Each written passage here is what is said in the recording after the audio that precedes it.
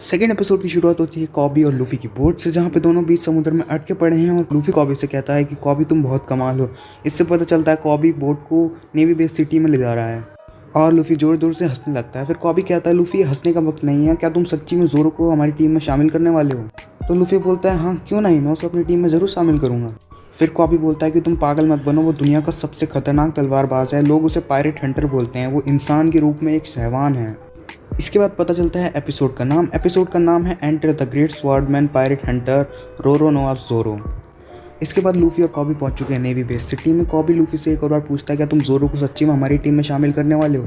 तो लूफी बोलता है हाँ क्यों नहीं, मेरे को लगता है वो अच्छा आदमी है। इस बात पे कॉबी भड़कते हुए कहता है कि उसे अरेस्ट ही इसलिए कर रखा है क्योंकि वो बहुत हैवान आदमी है। फिर लूफी एक अनजान आदमी से पूछता है कि जोरो को कहाँ पर अरेस्ट कर रखा है। ये बात सुनकर जितने भी उधर सारे लोग होते हैं वो सारे डर जाते हैं और लूफी से दूर हट जाते हैं। फिर कॉबी बोलता है क्या तुम जानते भी हो कि तुमने क्या बोल दिया है? जोरो से इधर सारे लोग डरते हैं, वो एक हैवान है। फिर कॉबी बोलता है हमें डरने की कोई ज़रूरत नहीं है क्योंकि कैप्टन मॉर्गन उस बेस के लीडर हैं। कैप्टन मॉर्गन का नाम सुनते ही जितने सारे लोग हैं वो और ज़्यादा डर जाते हैं और दूर हट जाते हैं। फिर कॉबी लूफी से बोलता है ये सब लोग कैप्टन मॉर्गन के नाम से क्यों डर रहे हैं, वो तो एक बेस के लीडर हैं। फिर लूफी और कॉबी आखिरकार पहुंच ही जाते हैं जहां पर जोरो को बंदी बना के रख रखा है। गेट को पार करते ही लूफी एक दीवार पर चढ़ के जोरो को देखने की कोशिश करता है और कॉबी भी फिर उस दीवार पर चढ़ जाता है। दोनों एक दीवार पर चढ़ जाता है। फिर वो देखते हैं कि सामने एक आदमी बंधा हुआ खड़ा हुआ है और वो आदमी और कोई नहीं जोरो ही होता है। और फिर लूफी बोलता है क्या हम इसके हाथ पैर ये सब खोल देंगे तो फिर ये आज़ाद हो जाएगा? फिर कॉबी बोलता है कि तुम पागल हो, वो एक हैवान है, उसके हाथ पैर खोलना सही नहीं होगा। कॉबी बोलता है वो खुलते ही तुम्हें जान से मार देगा। फिर लूफी बोलता है वो मेरे को नहीं मार पाएगा, मैं उससे ज़्यादा ताकतवर हूँ। जोरो सब ये सुना और देख रहा होता है और बोलता है कमीनो तुम यहाँ से चले जाओ। इतने में एक छोटी सी बच्ची उस दीवार पर आ जाती है और लूफी और कॉबी उसे देखते रह जाते हैं। वो बच्ची दीवार कूद के जोरो के पास भगती चली जाती है।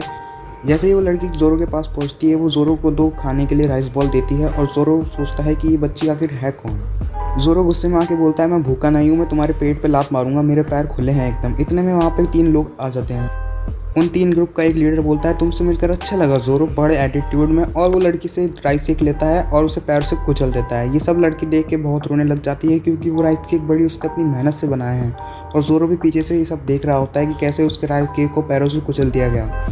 फिर वो आदमी कहता है कि बंदी लोगों को खाना खिलाना मना है और तुम्हें जान से मार दिया जाएगा अगर तुमने ऐसा करा। तुम जानते नहीं हो मेरा बाप कौन है, वो इधर का लीडर है। ये सब देखकर कॉबी को पता चलता है कि कैप्टन मॉर्गन का बेटा है ये। और फिर कैप्टन मॉर्गन का बेटा कहता है कि इस बच्ची को फेंक दो इधर से। तो वो कहता है ये छोटी सी बच्ची है, तो बोलता है मेरा ऑर्डर मानो।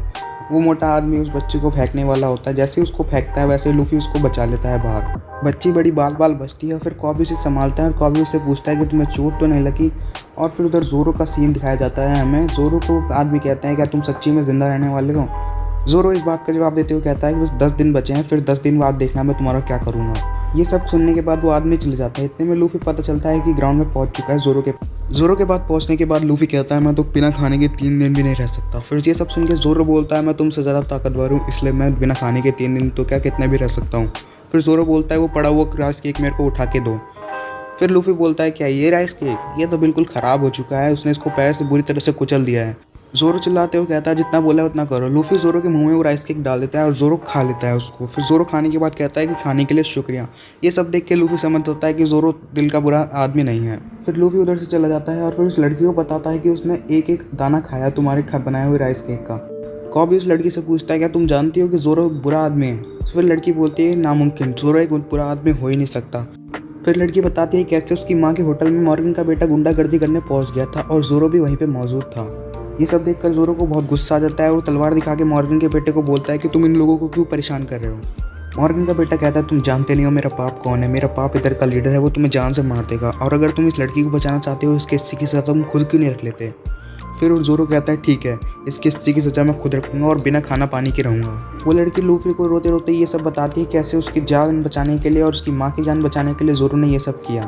फिर हमें प्रेजेंट टाइम का सीन बताया जाता है जहाँ पे मॉर्गन का बेटा वापस गुंडागर्दी करने पहुंच चुका है उस लड़की के होटल में प्रेजेंट टाइम में, और वो होटल में ऑरेंज बाल वाली लड़की भी है। मॉर्गन का बेटा उधर सब कहता है कि जोरो को कल मैं मार दूंगा जान से, उसको 10 दिन भी जिंदा नहीं रहने दूंगा।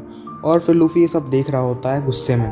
जोरो को मारने की बात सुनकर लूफी को इतना तेज गुस्सा आता है कि वो एक मॉर्गन के बेटे के बहुत तेज पंच मारता है और उसे वहीं पे डाउन कर देता है। पीछे से कॉबी आता है और लूफी को संभालता है और फिर मॉर्गन का बेटा रोते रोते कहता है कि तुम मेरे बाप को जानते नहीं हो, मैं भी तुम्हें भी मरवा दूंगा उससे कह के। इतने में हमें जोरो का सीन दिखाया जाता है जहाँ पे जोरो बहुत ही दुखी है और अपने पास में जी रहा है, जहाँ पे वो पास में देख रहा है जोरो है और एक है ना नीले बाल वाली लड़की है। वो दोनों तलवारबाजी कर रहे हैं और हमेशा की तरह नीले वाली लड़की जोरो को हरा देती है और जोरो से बोलती है कि तुम्हें और ताकतवर बनने की ज़रूरत है। अपनी ये पुरानी बातों को याद करके जोरो बहुत ही दुखी हो जाता है और अचानक से एकदम खुश हो जाता है और बोलता है मैं यहाँ पे नहीं मर सकता। अचानक से ग्राउंड में वापस लूफी आ जाता है और जोरो बोलता है तुम वापस कैसे आ गए। जोरो बोलता है तुम्हारे पास आखिर में कितना फ्री टाइम है। फिर लूफी बोलता है मैंने डिसाइड कर लिया है कि तुम मेरे क्रू में भर्ती हो रहे हो, मैं तुम्हें अपने क्रू में भर्ती करूँगा। लूफी की बात सुनकर जोरो एकदम भड़क जाता है और बोलता है आखिर तुम होते कौन हो अपने हिसाब से फैसला लेने वाले कि मैं तुम्हारी टीम में आऊँगा या नहीं। फिर बोलते हैं अरे हाँ तुम तो तलवार से लड़ते हो ना, अगर मैं तुम्हारी तलवार तुम्हें वापस ला दूँ तो तुम मेरी टीम को ज्वाइन करोगे। फिर जोरो वापस गुस्सा होता है, बोलता है मैं नहीं करूँगा। फिर लूफी भगते हुए बोलता है मैं तुम्हारी तलवार अभी लेके आता हूँ। फिर जोरो बोलता है तुम गलत दिशा में जा रहे हो। तो ये बात सुनकर लूफी अपने अंदाज में अपने हाथ लंबे करता है और दूसरी डायरेक्शन में चला जाता है। ये सब देख के जोरो हैरान हो जाता है कि आखिर ये इंसान भी है या क्या है। इसके बाद नेवी बेस का सीन दिखाया जाता है जहाँ पे एक स्टैचू को रस्सियों से उठाया जा रहा है। उसके बाद मॉर्गन का बेटा